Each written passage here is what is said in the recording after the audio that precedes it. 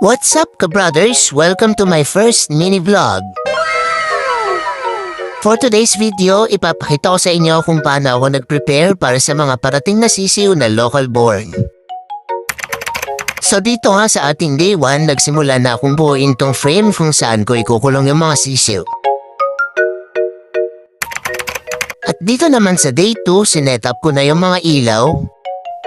Ayan. Naglagay lang ako ng 3 ilaw para mainitan sila at hindi malamigan. Naglagay na rin pala ako ng plastic cover sa gilid ng kulungan para hindi sila makawala at medyo mahangin din kasi ngayon. Tapos ginamit ko na rin tong shaded net pang takip sa taas at para hindi masyadong mainit sa loob. Masyado kasi maraming pusa ang mga kapitbahay. Kaya dagdag protection na din. So, nilagay ko na rin yung lona para hindi umangat yung moisture ng sahig dahil kadalasan moisture ang pumapatay sa sisiw. At para sa last day ng preparation, winalisan at winapulong tong lona para ma-disinfect. Mabuti pa nga daw dito na kapag walis at mapango pero sa bahay, never!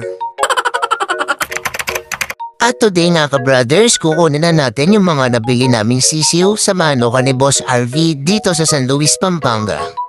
Binigyan pa kami ng quick tour ni Bossing. Sobrang ganda at linis ng game fire ni Boss RV. Ang angas pa ng gradas dito oh.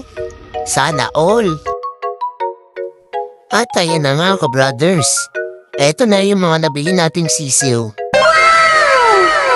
At papatawan muna namin sila ng reload bago sila i-travel para iwas stress.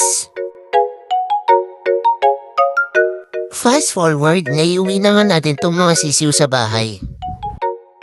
At binigyan pa nga tayo ni Boss RV ng apa dahil hirap na hirap ako magharap ng apa dahil hindi pa nga naman panahon ng anihan ng palay ngayon. Kaya salamat, Boss RV! Pagkatapos, tilagay ko na agad yung mga sisiw dito sa kulungan.